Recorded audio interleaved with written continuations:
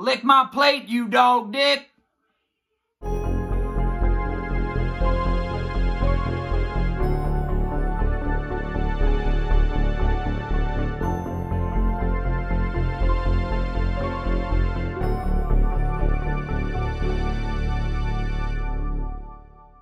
Hey, what is up, you guys? Nick of the Lost River Drive-In, and tonight we are going to be talking about another franchise ranking. I posted on my YouTube channel a couple days ago for you guys to vote for my next video. It was between two options, and overwhelmingly, this one won. And we are going to be talking about the Texas Chainsaw Massacre franchise. Yes. First, I want to say, if you have not subscribed already, click it. Bell, click it. Video, click it. Like button. Click it. Coming in at number 8, my least favorite Texas Chainsaw Massacre movie, and this is going to shock the world. Texas Chainsaw Massacre: The Next Generation. What?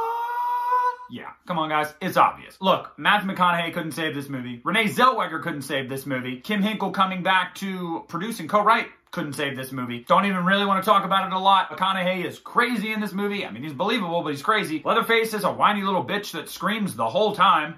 Yeah, it's just, it's really bad. It's really bad, guys.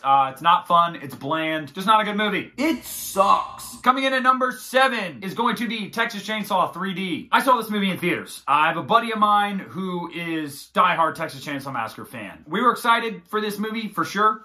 No, it fell flat on its face, guys. Here's the problems with it. One, the timeline. This is the one everybody talks about. So we see Alexandra Daddario's character in 1973 as a baby, and then we jump ahead. Oh, maybe it's just 20 years. Okay, well then why do we have modern cars and iPhones and what? And Alexandra Daddario, I'm sorry, but she ain't 40 years old in this movie. She ain't 40. So that's weird. They intentionally made the timeline ambiguous and didn't address it, which is... I get it, but I only get it because it doesn't make sense if you were to address it with the story that you had written. So that right there is a cardinal sin for me. Let's not even talk about some of the acting. It's terrible. Trey Songz, terrible. I don't listen to his music. Maybe he's a great musician. Not a good actor. The whole unnecessary love triangle, stupid. The hitchhiker robs him blind. Dumb. Oh, man, but the most memorable parts of this movie. Welcome to Texas, mother... And the best. Do your thing, cuz.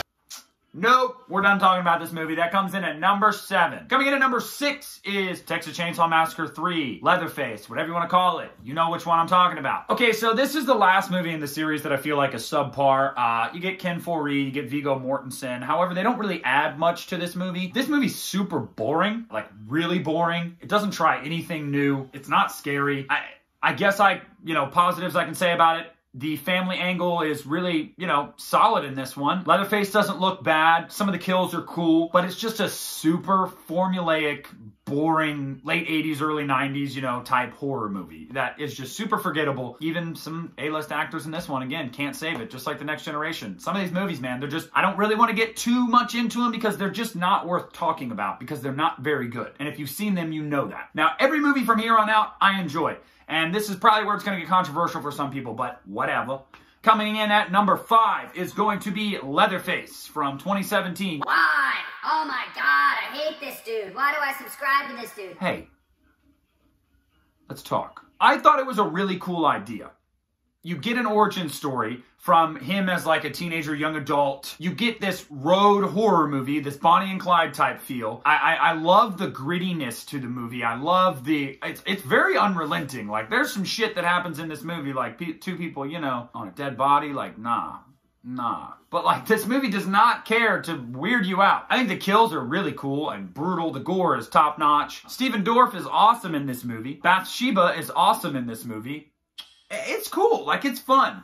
Here's where it lacks for me and why it's not higher. It's like basically middle of the road, back half, right there. It was super predictable who Leatherface was going to be. The fact that they tried to throw the red herring, like the whole time, I wasn't caught off guard by that. I could tell it was an obvious red herring. On top of that, the reason for him having the chainsaw and wanting to wear people's faces, I thought was kind of dumb. I get it's an origin story, but I also didn't care for it literally only being the very end. when we see the birth of this monster. I mean, you don't really get anything else. There's no meat to the bone. There's just a lot of forgettable characters, but overall, it's okay. You know, I enjoy it. I don't hate it. So the next four, the top four, they are the hardest for me to rank. If you disagree, sound off in the comments and let's chat. If you guys have noticed in any of my ranking videos, I don't go after anyone. We all have different opinions. It's cool. It's whatever. Coming in at number 4 is Texas Chainsaw Massacre Part 2.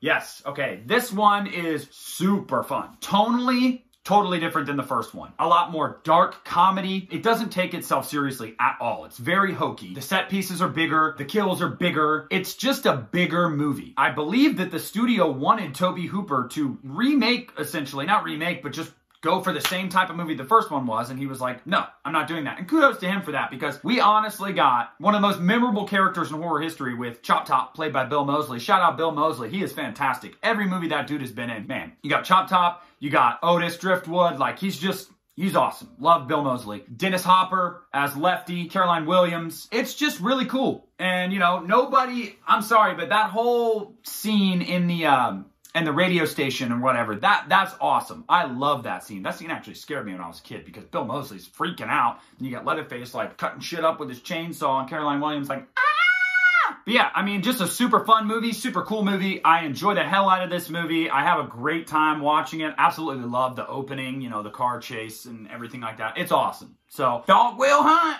Number 3 is Texas Chainsaw Massacre, The Beginning. I love this movie. I don't care what anybody says. I just rewatched it again the other night. Okay, first of all, you get an awesome Leatherface returning from the remake. He's brutal. He's menacing. Probably my favorite Leatherface.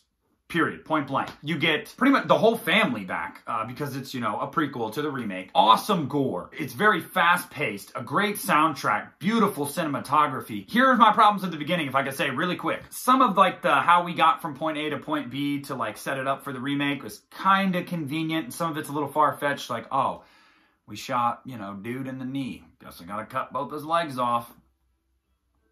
I love how Arlie Ermey lost his teeth, though. I love that he's not actually a cop, and we learned that. But how that happened, I thought that was a little convenient, too. But my favorite part of this movie, always has been, always will be, everybody dies. There is no protagonist. There is no survivor. Leatherface and the Sawyer family win. And that is such a dark way to end a movie. And I love it. Let's be honest, aside from Matt Bomer, I didn't care. I didn't need to, because everything else was so good that it just draws you in. And when she dies, you're like, good. Yeah. All right. You go, Leatherface. Keep it up, dog. Here we go. Coming in at number 2. The original. Texas Chainsaw Massacre 1974. Yep. I'm sorry. Look, if you ask me what is a better movie, it's probably the original. Probably. Is it my favorite? No. First off, let's just talk about the original really quick. Gunnar Hansen, give it up, man. Love the originality of this movie for the time. Love the sadistic nature of the movie. Some iconic sequences. I shit my pants when I think about Franklin. Being in a wheelchair with this happening. Bro, you're dead. You're dead. Like, I am so sorry, Franklin. It's a super good movie. Everyone knows its historical impact. Everyone knows what it brought about. Everyone knows how well made it is, how great of a director Tobe Hooper is. I don't have to get into all that. It is a classic, but it is not my favorite. My favorite Texas Chainsaw Massacre movie is Texas Chainsaw Massacre 2003. The remake. We talk about remakes all the time on this channel.